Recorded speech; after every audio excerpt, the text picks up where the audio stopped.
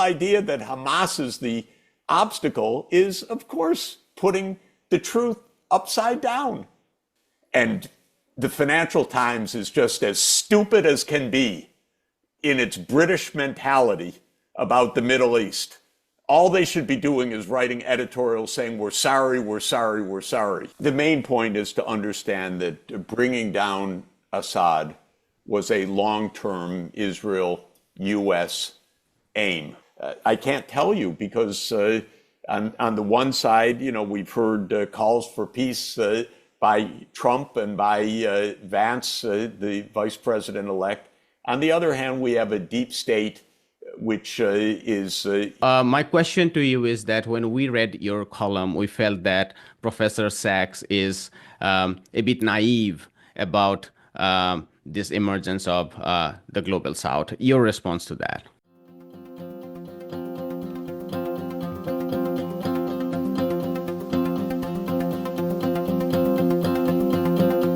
Hello and welcome to another episode of India and Global Left. Today we have with us a very special guest, Professor Jeffrey Sachs. If you are new to our show, please smash that subscribe button. Also consider be a Patreon or a member to have that early access in either event. Do watch our shows and share your comments. Professor Sachs, welcome back to India and Global Left. Happy New Year. Thank you for having me back. I want to start with an update on Palestine. I recently had the occasion to interview Norman Finkelstein, and one of the things that he said, and it struck me, is that Gaza is no more. I wanted to have your reaction to that and share your update on what your thoughts are on Gaza. Of course, we know that 45,000 are dead in Gaza, mostly women and children, overwhelmingly civilians, innocent people whose lives were cut short by Israel's brutality. We know that the infrastructure has been destroyed, and we know the purpose of the Israeli government, which is to ethnically cleanse Gaza and ultimately to incorporate Gaza and the West Bank and the Golan Heights, and it seems part of Syria, parts of Lebanon, into a greater Israel. So this is what Norman Finkelstein is referring to. The situation is catastrophic for the people of Gaza, and it is dire throughout the Middle East because the war not only has continued, it has expanded, and Israel is itching for more war. It would like to draw the United States into a war with Iran. Are you... Okay, my question is, a lot of people are now pessimistic about a reconstruction of Gaza. A lot of ideas are discussed about what should be done. Some of the options being an immediate ceasefire, a massive international aid for reconstruction. What's your way forward as far as stopping this genocide is concerned and then following up? The key to war is politics. Von Clausewitz is correct in the most famous assessment that war is a continuation of politics with other means. The politics in the case of the war in Gaza is the question of Palestinian political self-determination. This has always been the question. Will there be a state of Palestine alongside the state of Israel, or will Israel dominate all of the Palestinians and an increasing number of other people as well? The leaders of Israel, this regime, is an expansionist regime which views greater Israel, so-called, meaning a territorial, large and expansionist Israel as its objective. And the denial of a Palestinian state is a fundamental part of the vision of this government. The question, therefore, is not who rebuilds the bricks and mortar that was just destroyed in Gaza. The core question is, what is the political outcome? And I continue to believe to this moment that the only viable political outcome, the only one that can produce peace, the only one that is consistent with international law, the only one that can bring an end to the expanding war, is a state of Palestine created according to the standards of international law, which means the borders of the 4th of June, 1967, the capital in East Jerusalem, control over the Islamic holy sites, and with security. This is feasible. It's basically one veto of the U.S. Away. The U.S. is the only blockade to Palestine becoming the 194th UN member state. And then, with a Palestine legally welcomed into the UN, the practical issues, of course, of security, peacekeeping forces, basic urgent reconstruction, and so forth, come to the fore. But they can't even be brought to the forefront without a political solution. There is an overwhelming global consensus on the two-state solution. The UN General Assembly routinely votes for this, at least 170 countries in favor, representing around 95% of the world population. And the opponents are basically the United States and Israel, usually with a smattering of Micronesia, Nauru, Papua New Guinea, maybe Paraguay and Argentina for particular reasons, but basically an overwhelming majority. The G20 has expressed its determination for the two-state solution. The BRICS countries expressed in the Kazan Declaration the determination for the two-state solution. The Arab League expressed in its Bahrain Declaration the two-state solution. It's everywhere, except it's blocked by the United States. So this is the main point. Israel, of course, it's against it. It's fundamentally, violently, virulently against it for absolutely unacceptable reasons, either because of a completely false narrative about Israel's security, or because of some, I think, absolutely wild claim that, well, we were given this land 2,900 years ago. It's ours, no matter what, no matter who lives there, no matter what. And this is essentially the situation we're in. One country blocks peace, and that's the United States, because Israel does not have a veto over this issue. I wanted to ask you also about the internal politics. I know that's not our prime concern, but still, I was just curious what your thoughts are. The New York Times and the so-called liberals and the left take this position that it's Hamas that's the problem on Palestinian side, and it's Netanyahu that's the problem on the Israeli side. On the other hand, the Financial Times covered a detailed article called "What's Left of Hamas," and it might surprise a lot of people that what they say is that whatever minimally is left in terms of governance, whether it's about providing critical healthcare or even adjudicating legal matters or bringing in stolen mobile phones, it's Hamas-led organizations in Gaza that's still in operation. So I was just curious what your thoughts on Hamas are, and what could be some of the representative organizations within the Palestinian movement. Also, just to end my long question is, we are seeing huge infighting in the occupied West Bank between the PA, the Palestinian Authority, and sections of Hamas. What are your thoughts on the internal politics?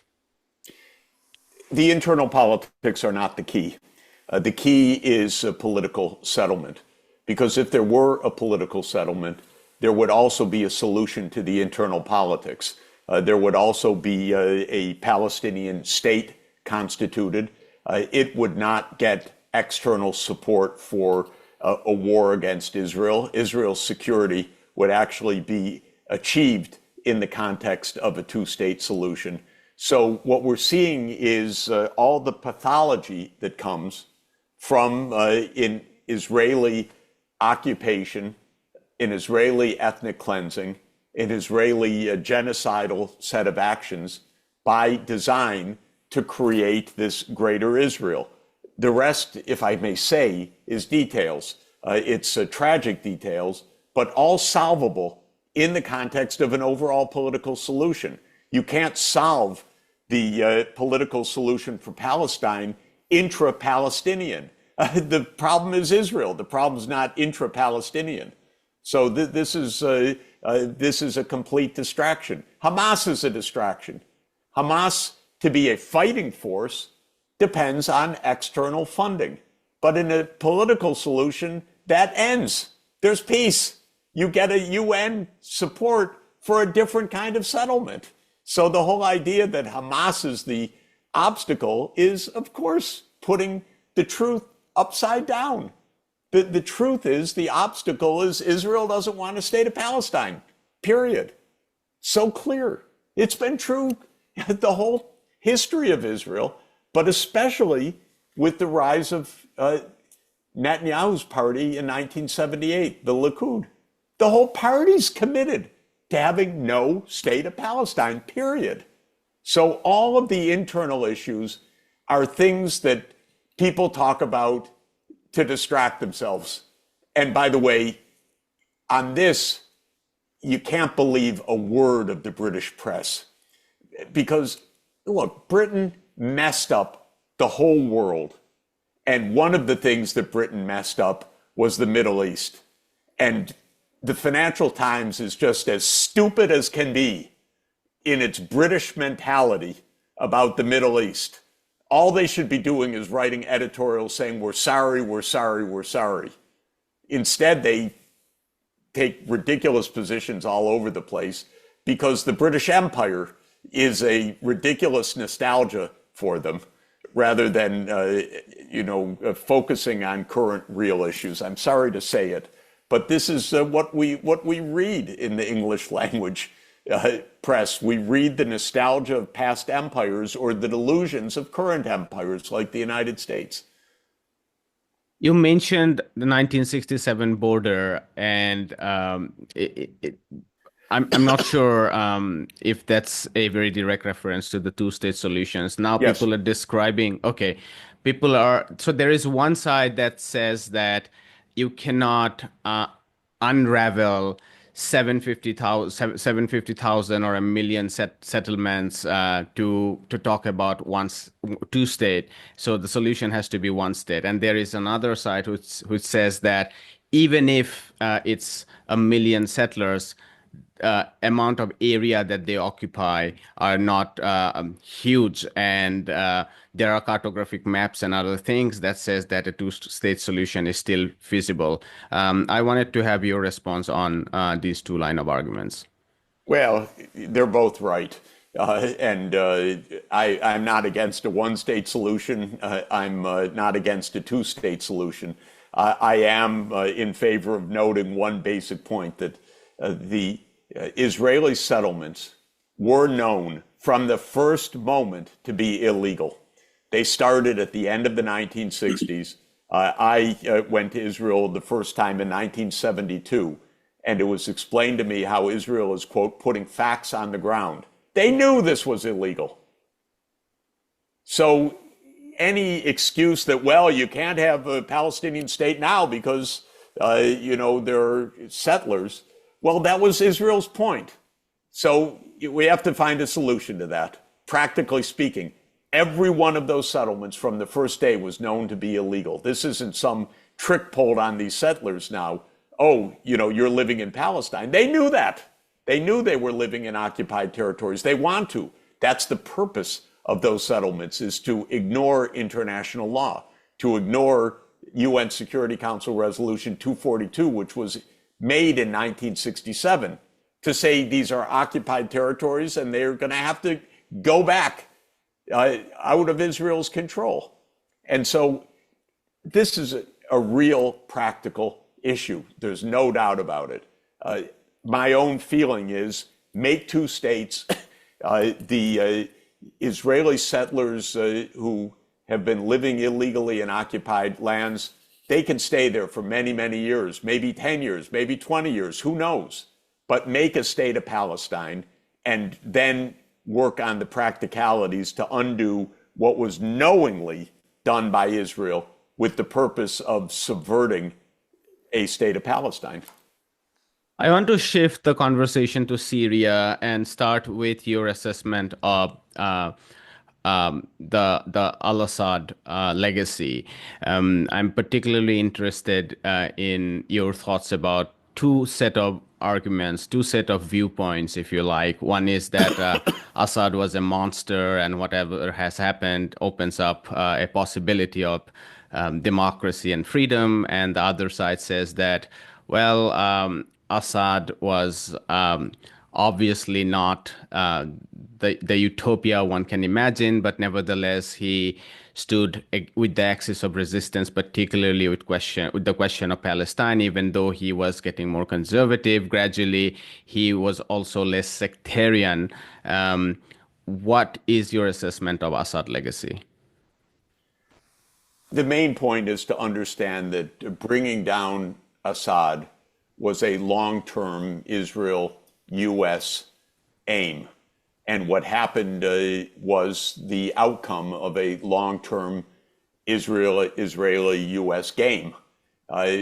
We know back in 2001 already, the U.S. game plan based on an Israeli-U.S. agreement and understanding, which was to change the face of the Middle East by bringing down actually 7 regimes that were pro-Palestinian.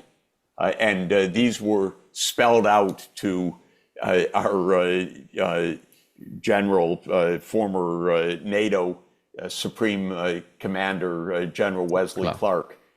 He was shown famously the piece of paper that said 7 wars in 5 years: Lebanon, Syria, Iraq, Iran, Sudan, Somalia, and Libya.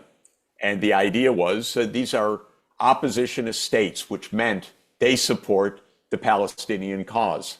And so it's not the character of the internal regimes, it is their geopolitics that was the issue. And the idea was we need to bring them down. And Netanyahu's been the main cheerleader of war across the Middle East and the Horn of Africa from the 1990s onward. And the U.S. has used its normal tools, its economic sanctions, its financial sanctions, its CIA operations, its support for jihadists, its direct military engagement. In each of those places, 6 out of 7 have been in outright war. NATO brought down Libya. The United States supported the destruction of Somalia. The U.S. actively broke apart Sudan. The United States backed Israel to invade Lebanon on several occasions. The U.S. used the CIA and its sanctions and its direct war to bring down Assad. The U.S. invaded Iraq.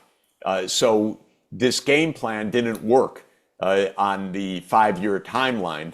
It didn't work, in my view, on any other standard as well, other than its brutality and its success eventually in actually changing regimes, not in making peace, not in solving problems, not in accomplishing anything other than bloodshed, but it has been carried out. And so the question of the internal character of the Syrian regime is really a side point, to tell you the truth. The main point is that this was part of a U.S. plan all along to bring down regimes in the Middle East that Israel deemed to be supportive of Hamas and Hezbollah and other anti-Israel forces. What do you think might be the US approach to the HTS?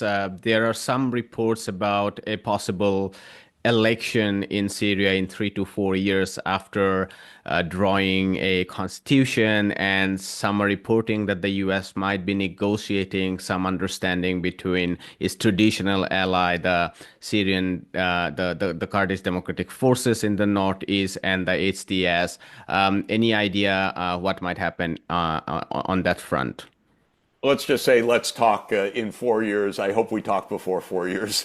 This is all fantasy land. I don't think Syria is going to be a stable, peaceful country of a liberal or illiberal democracy.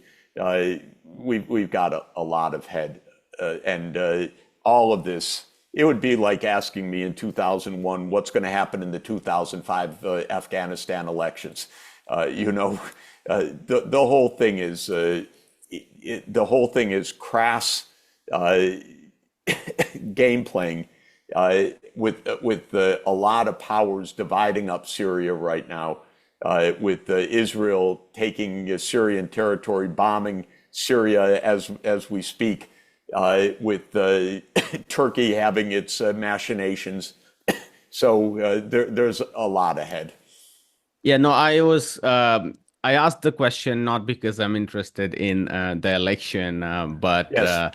but to understand the alliance. Because I mean, if you talk about the Afghanistan election, one could have easily said that the strategy is very clear, that they would back the Northern Alliance, the Turkish and the Hazaras and the other non-Pashtun groups, and then they are out there to eliminate the Pashtun and led the Taliban here. But here we are confused because the HTS was offshoot of Al Qaeda, which was once designated which is still designated as terrorist, and on the other hand, the SDF is its traditional ally.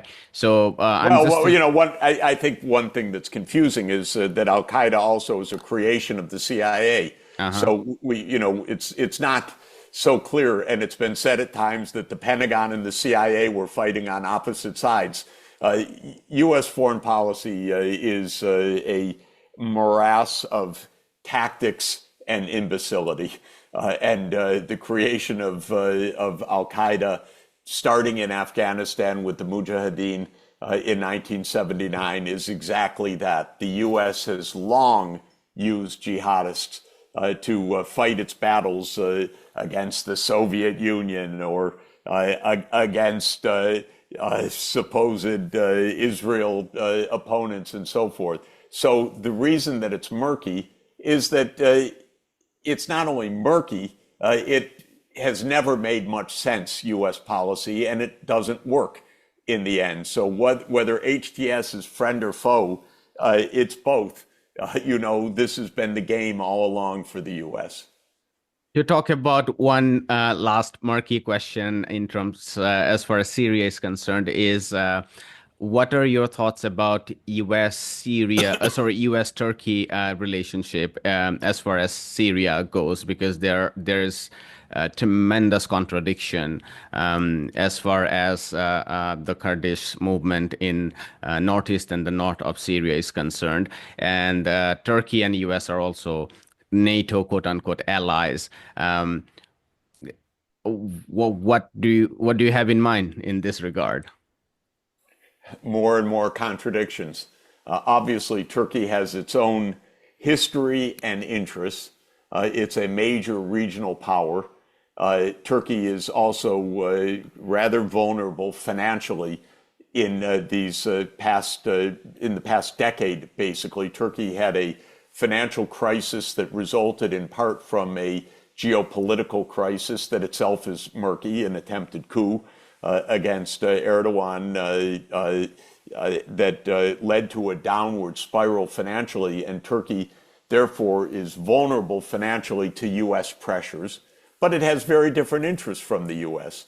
And it's focused on its regional power, it's focused on the Kurds, and the idea that both are allies, a little bit complicated, and remember also that Turkey is an aspirant of the BRICS countries, and I think will become a BRICS member country at some point. So the U.S. and Turkish interests are definitely not strictly aligned by any means. But on the other hand, Turkey has vulnerabilities to U.S. pressure. This is certainly the case. I want to move to Ukraine and understand from you what do you think is the current situation as far as U.S.-Russia relationship is concerned. There are reports about massive last-moment desperate escalation from Biden administration, whether it's in terms of money. We are hearing about some new $6 billion aid, the restrictions on ballistic missiles being brought down and anti-personnel tanks, and Russia responds by lowering thresholds of use of nuclear heads. And the new administration is coming in the U.S. Update us on that front. I think the situation is uncertain because the typical American deep state view would certainly be continue to escalate. Why lose an opportunity to kill more Russians? Why lose an opportunity to put more pressure on the Russian government? What's another $100 billion for the U.S.? This would definitely be the view of the U.S. security state. It's got several problems with it. One is that from the very start, escalation really could lead to nuclear escalation. And all those who say, no, don't worry about that, are out of their minds and so irresponsible that I have a hard time actually fathoming their idiocy or lying. Okay, having said that, because I'm really an opponent of nuclear war, and yet we take steps closer and closer to it because of the imbecility of people like senior members of the Biden administration. The other point is, you know, even the American people are a little tired of $100 billion here, $100 billion there. My neighborhood is packed with homeless people, shootings, knifings. I just heard a report from where a conference is taking place in San Francisco. It's not even safe to walk the streets. The American people are really disgusted by this deep state ruling class of the United States, which has spent trillions and trillions of dollars of our money on these useless, what they view as video games, I think, but are causing rivers of bloodshed in Ukraine and in the Middle East and in Africa. So this is the question. The deep state would like to continue playing. For them, it's just chips at the poker table. The American people are sick of it. The Ukrainian people would like peace, but they're led by a dictator, a little dictatorial regime backed by the United States, which doesn't ask the opinion. And instead, it drags young people off the streets, throws them to the front line to their deaths. And this is what we call American-style democracy. So the whole thing is surrealistic. And if you ask me what's going to happen, I can't tell you because on the one side, you know, we've heard calls for peace by Trump and by Vance, the vice president-elect. On the other hand, we have a deep state which is hubris to the core and which loves playing poker with other people's lives and other people's money. Can you explain what forms that deep state? The deep state is the CIA, the Pentagon, the arms contractors, the particular Armed Services Committee and intelligence committees in the Congress that determine what tiny congressional oversight there is over all of this. But this is a big money machine. about $1.5 trillion a year. It's again a poker game from the point of view of these people. They're so poorly trained, so immoral, so ready to squander the lives of other people, so ready to put all of our lives at risk of nuclear war.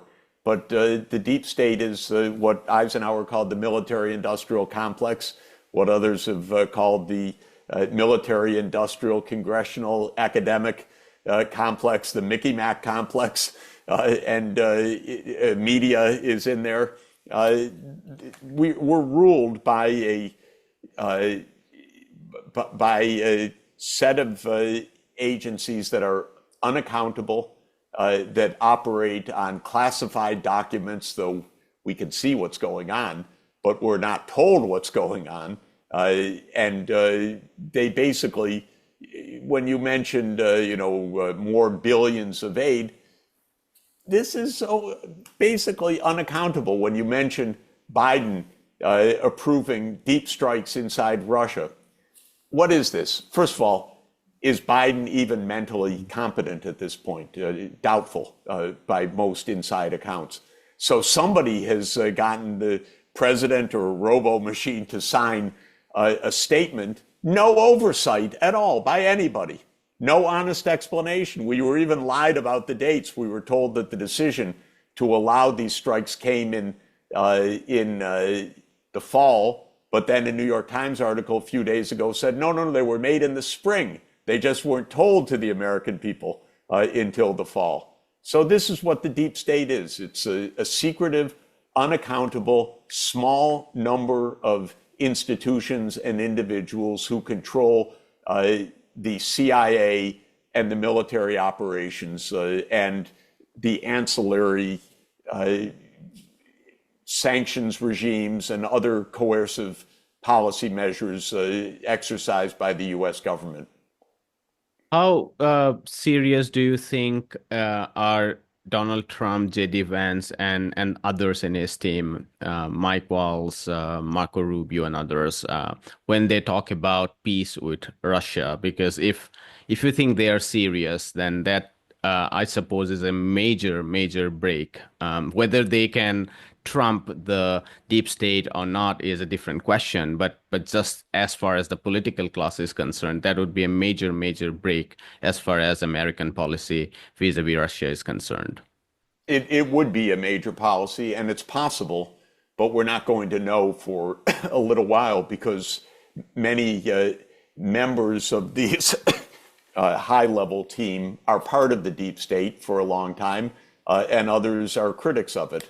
And how things evolve, I think, are unsure right now. Also, there are accidents and peculiarities. Trump's usual way of doing things is to make maximalist demands in order to bring the other side halfway. So this is a kind of, bargaining in the bazaar approach. But if he makes a maximalist demand to Russia and Russia says no, and then the American hubris gets its back up and says, yo, how dare they say no to the great American juggernaut, we could be off to the races before you know it in new rounds of escalation. So I think there's a lot of happenstance ahead. There are people who would like peace. There are some people who want peace so that they can go to war with China. It's a huge grab bag of different viewpoints right now. Generally, the bet over the long term is continuity of U.S. policy, which would mean the war continues, escalation. Orwell, of course, portrayed a world that was a perpetual war. That was his vision of the great empires always fighting proxy wars on their borders, that would be the permanent state of affairs. It's not it's not a vision to be discounted in terms of forecasts. Mm-hmm. And when it comes to China, I don't think there are any green offshoots that might be there vis-a-vis Russia. Am I correct in assuming that? Well, the rhetoric is all in the other way. China's the great threat. China's the pure competitor. China must be stopped. China must be contained. China wants to take over the world. Again, it's just hard to imagine how juvenile all of this is. These are grown-ups, but my God, did they get a high school education?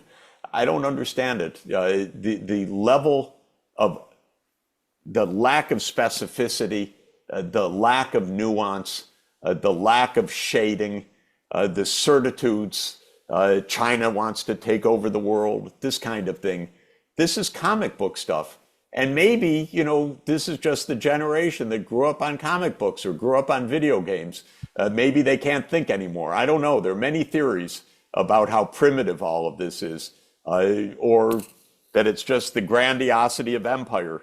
But there isn't right now much a glimmer vis-a-vis China, except for one thing I would add, which is that remember the big financial backers of the incoming government, and maybe this is a fundamental point, it is the tech sector, it is the venture capital sector. They do a lot of business with China. So the question is, in the end, is it their business with the Pentagon or is their business with China, which is going to be, the determining factor? Maybe that is the right way to understand this. But if there is a glimmer of hope, it is that the tech sector says, come on, we want to make money. We don't want to have a nuclear Armageddon. I think this is a good segue to talk a little bit about a column that you wrote about the emergence of the Global South. And we really liked the politics and the spirit of your article.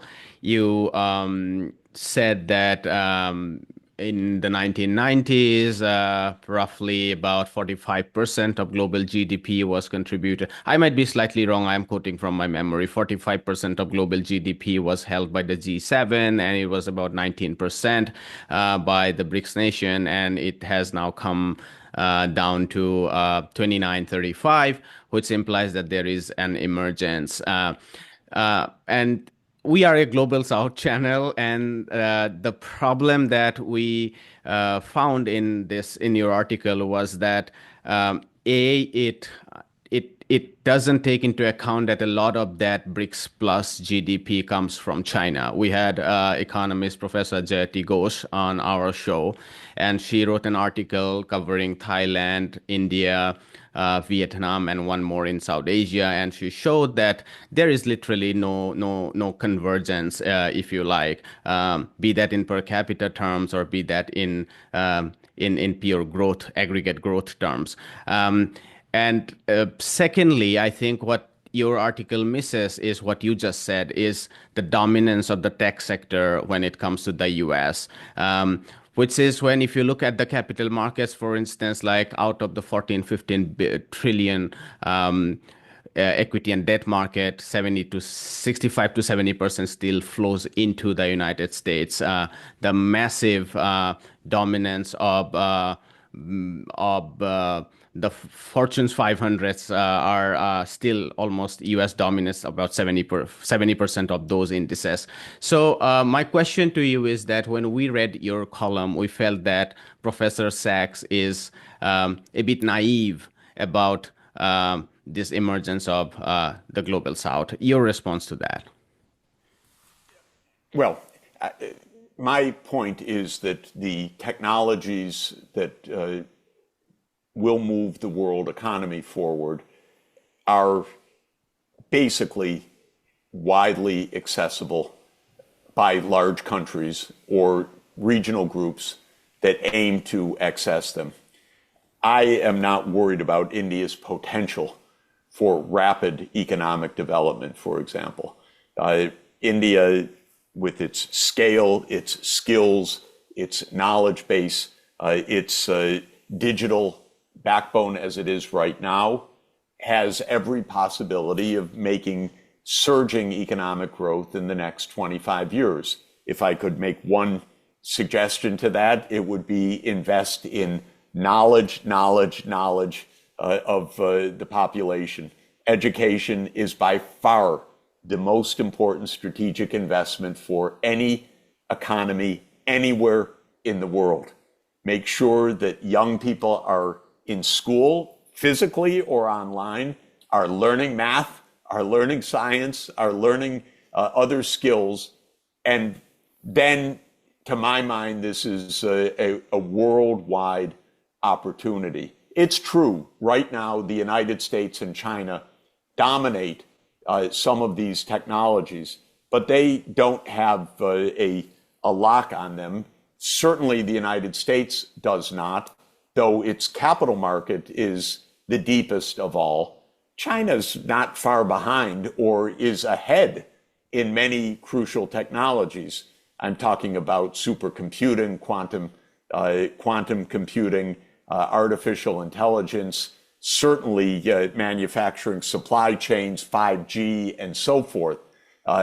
So between the US and China, I don't find that the US has a decisive choke point because NVIDIA or ASLM can produce chips that are going to make sure that the United States dominates. To my mind, this is not how the real world works. And India, I don't find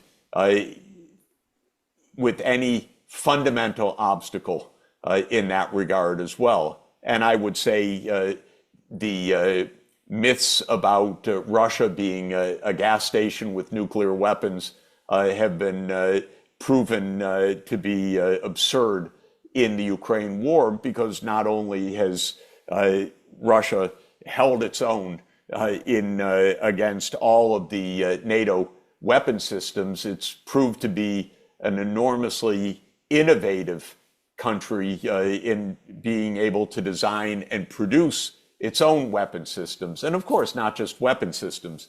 And I believe that Africa, if it gets its act together, also 1.4 billion people, the same size as India and China, but 55 countries because of the imperial legacy, if it gets its act together to be unified, could have the world's fastest catching up period. I want to put every African child onto online education and a device in addition to their schooling, because the most important thing for Africa is a generation of rapid skill building, which is completely within reach right now. So, no, my view is nobody owns science, nobody owns these technological knowledge, no one owns the 50,000 or 100,000 online journals in which the technologies and the science are laid out. Yes, OpenAI may be 2 years ahead or 3 years ahead or 6 months ahead or 2 months ahead on some things. There'll be new discoveries, new breakthroughs, but invest in the technologies, in the knowledge, especially in the education, and then the possibilities for pervasive convergence, I believe, are very, very real. And the beauty is, this stuff is not so expensive. It's not that the investments are completely beyond what is achievable. I like the fact that when I am in India, in the most remote rural area, the vegetable vendor has a QR code for online payments. Okay, come on. Who expected that 10 years ago or 20 years ago? This is what is absolutely possible everywhere, and it makes economic life, the potential, so much more efficient if we get organized. Last time I was in UP in a very remote rural area, a farmers cooperative was actually it was in training the first day for using drones for precision agriculture on the fields. But there were the drones there, and they were taking their first lessons in this, and that's going to tremendously boost agricultural productivity. So I'm an optimist if we don't blow ourselves up.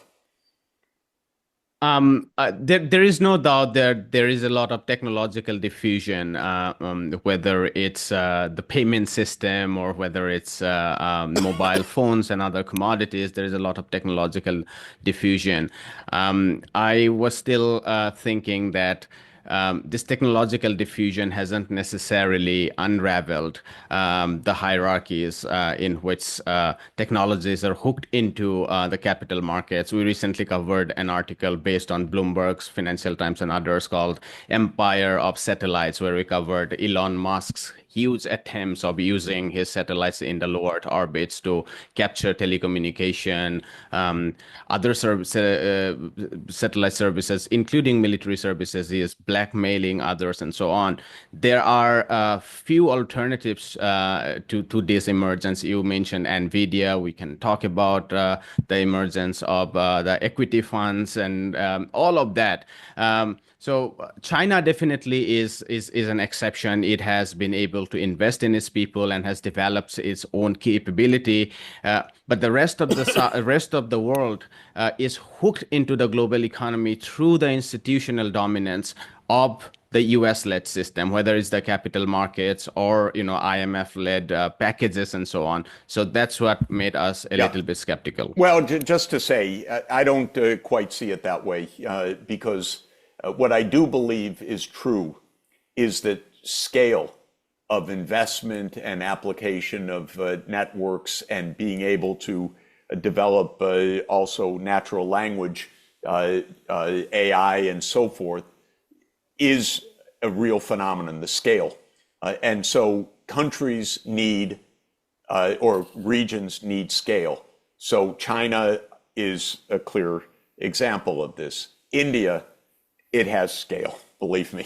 It has the scale to do these things. It has a space program. It has a tremendous AI capacity. It needs to develop it. It's going to be building out a chip industry with very rapidly, actually, in the next years. For ASEAN countries, I recommend an ASEAN regional integration. And in fact, if East Asia got its act together, they would really integrate China, India, at least China, Japan, Korea, ASEAN, Australia, New Zealand, the RCEP countries. I would like India to join that group also, by the way. But in any event, scale counts. That's why the African Union is so important. That's why, to my mind, ASEAN is so important. I would not want to be a small country going it alone right now. I think that is not compatible with the scale needs, whether it's in the energy sector or in the AI sector or in other digital technologies or in other supply chains. So does the US have a chokehold on these? I doubt it. It's trying, by the way. It is U.S. foreign policy. It is U.S. grand strategy to try to maintain a chokehold on this. I just don't believe it can do so because the U.S., to my count, is too small to have such a chokehold. The U.S. Nuclear weapons are a big equalizer also. The U.S. cannot militarily defeat India. The U.S. cannot militarily defeat China. The U.S. cannot militarily defeat Russia. And so this is not a world in which the U.S. holds some kind of magical monopoly. And my view, it's arguable, but my own view as I look at this across many different dimensions is that the gap is much smaller now than it was in 1991 or 1945. And in both those periods, the US had its claim to being the world's superpower or sole superpower. Then it had to face the reality of the Soviet Union during the Cold War, but it was still dominant in many ways. Then in 1991, the US was convinced we really made it. We're the only superpower in the world. Now they say, well, China, we got to somehow kick them down, but they're trying, but we still have an advantage over them. To my mind, this is all anachronism. This is not how the world really is anymore.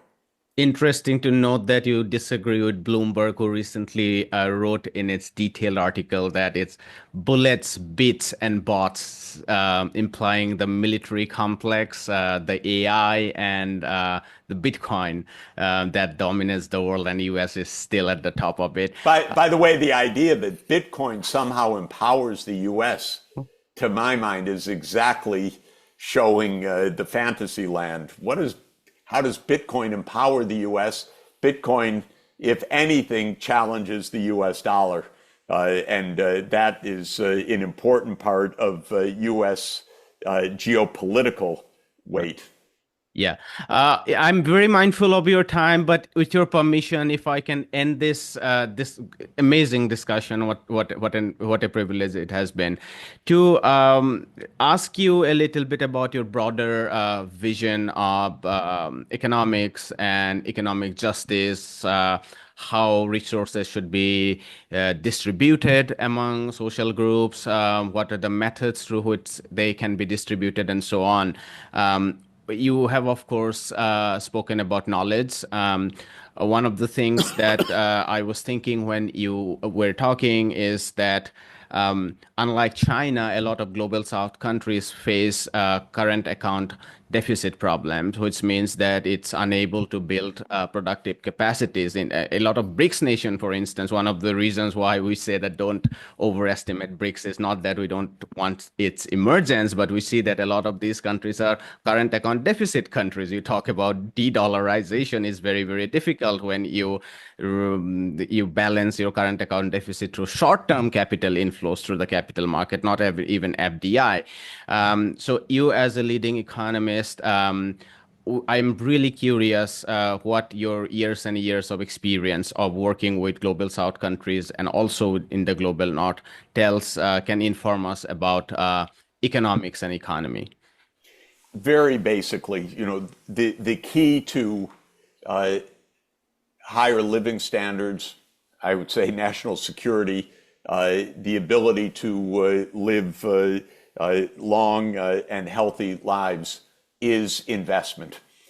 So the key, this is an idea that goes back a long time, but investment in first people, in health and education as the most fundamental investments of the society. Second, in infrastructure, which today means should mean green energy, 5G, digital, and safe water, sanitation, environmental resilience, and so forth. And third, of course, the development of the business sector alongside that, which is mainly a private sector activity. But investing in people and investing in infrastructure is largely a public activity. And so you need coherent, effective government. You need government that can plan and that can plan ahead on a 20 or 25-year timeline, much beyond the political life of any particular administration, but makes a plan to 2047 or to 2050 or to whatever the date of the particular country should be. In Africa, they talk about 2063, the 100th anniversary of African unity. And core to that idea of rapid development based on high levels and coherent levels of investment are the ability to finance those investments at a large scale. And that requires both domestic public finance, that's the budget, that is sensible over long term, market financing, that's the domestic capital markets, but also the ability to tap international capital flows. And to my mind, this is one of the great shortcomings of the international system. Capital should flow trillions of dollars more per year, in other words, a few percent of GDP more per year, to the low income and lower middle income countries of the world. That's what the believers of Marshallian economics. Exactly. That's my view. Marshall goes back to the 1870s. Here we are 150 years later. I think it's right. Capital should flow to the places that are capital scarce. And they could, and they should. And the BRICS can help to do that, actually. The BRICS should create a set of institutions. The new development bank in Shanghai is an example of that, but there are many, many others that can be done. The BRICS are a high saving region of the world. A lot of the even poor countries end up financing richer countries because of the depths of the capital market, or the perceptions of safety, or the ways that the International Monetary Fund or the credit rating agencies work right now. So the global financial architecture, as we call it, is seriously messed up. It misunderstands that the biggest returns in the world are actually in the emerging economies, not in the rich economies.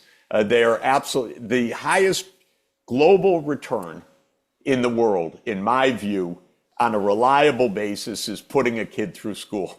And so the capital market should at least be financing universal quality education for all young people, period, everywhere. And with the device, this can be done. And so if it's not Huawei or Reliance or Google or someone else, my God, we're really failing to take advantage of our absolutely highest investment returns in the world. But all of it is to say, just in conclusion, the global financial system does not work properly right now. And the IMF and the World Bank are barriers to the solution at this point, not part of the solution. And one may say, well, duh, that's been true for a long time. But the real challenge is the IMF is at World Bank is at 18th and Pennsylvania Avenue in Washington. It's 2 blocks from the White House. The IMF is at 19th and Pennsylvania.